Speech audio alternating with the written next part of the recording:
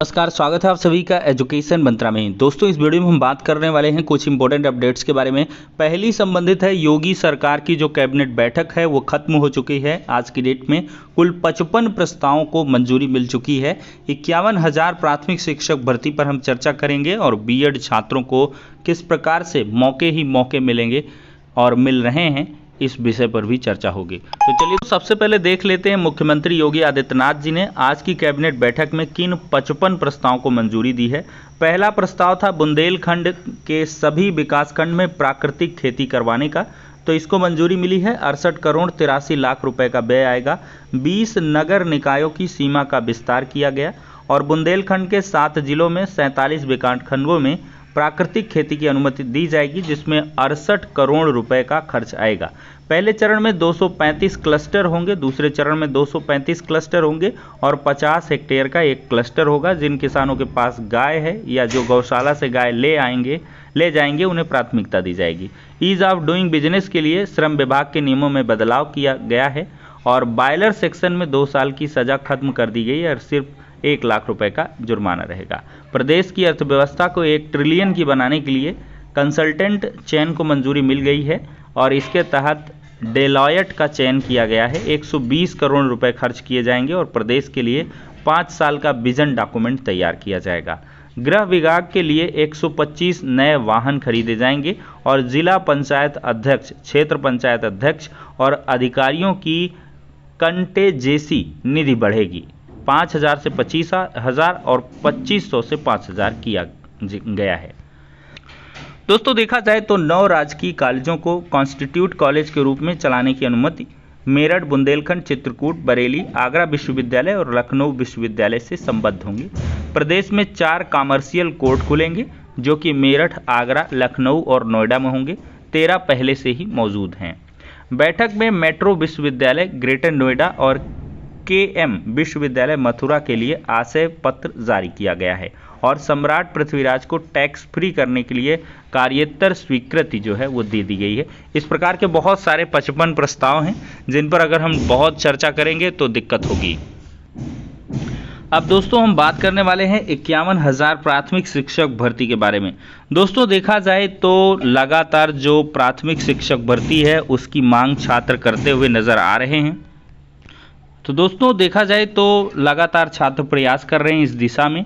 BEd के छात्रों के लिए जहां एक तरफ मौके ही मौके हैं, वहीं पर बीटीसी छात्रों की अगर हम बात करें तो वो बेचारे बहुत ही हताश और निराश हैं, क्योंकि यहां पर लगातार जो भर्तियां हैं वो बीएड छात्रों को देखने के लिए मिल जाती हैं। चाहे वो एलटी ग्रेड शिक्षक भर्ती रही हो, चाहे इसके बाद टीजीटी पीजीटी की 2-2 भर्तियाँ हो गई हों, चाहे वो बीईओ की भर्ती हो या अन्य बहुत सारे मौके हैं जो बीएड छात्रों को मिलते हैं। अभी हाल ही में देखा जाए तो एनबीएस का नोटिफिकेशन आया, उसमें भी बीएड एलिजिबल है और भी बहुत सारे जो पोस्ट हैं वो आते रहते हैं। लेकिन बीटीसी के छात्र क्या करें, बेचारों के पास सिर्फ एक ही अवसर रहता है प्राथमिक शिक्षक भर्ती का, और वो विज्ञापन बहुत दिनों से नहीं जारी हो रहा है।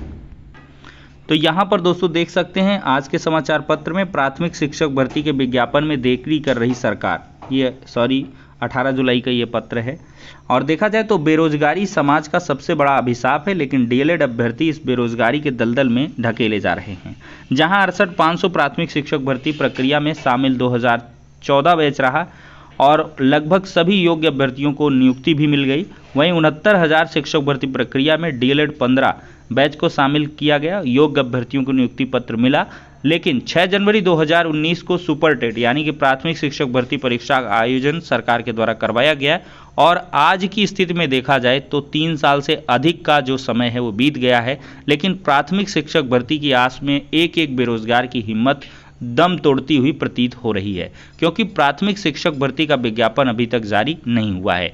बीटीसी प्रशिक्षु केवल प्राथमिक शिक्षक भर्ती के लिए ही वैध रहते हैं।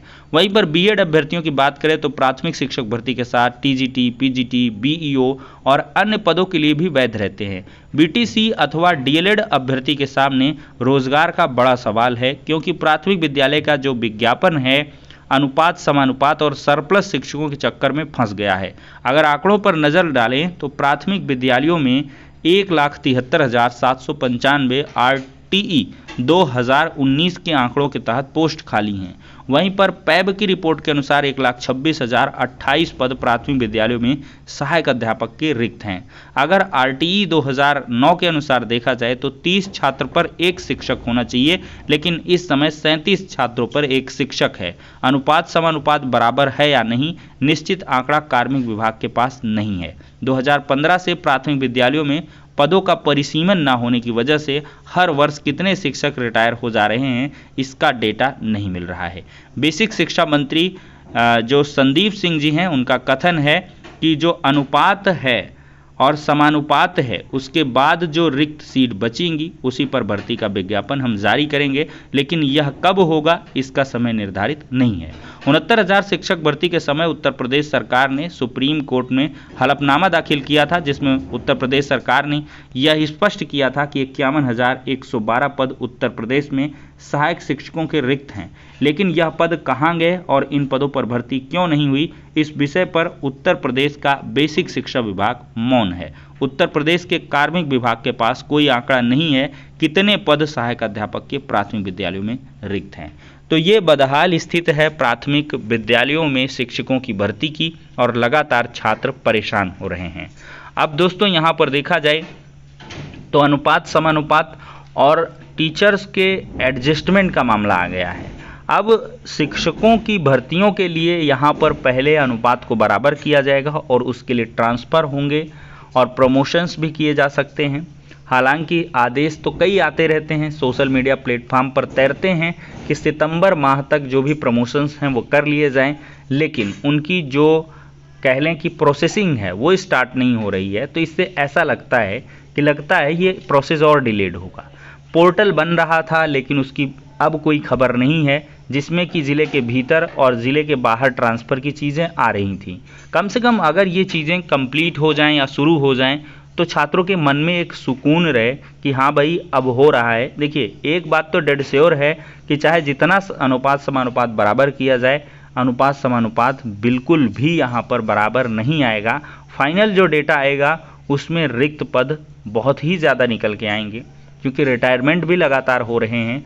और इन वजहों से देखा जाए, प्रमोशंस अगर ये कर देते हैं, अनुकंपा हो जाती है योगी जी की, तो और भी शिक्षकों के जो पद हैं वो खाली निकल आएंगे।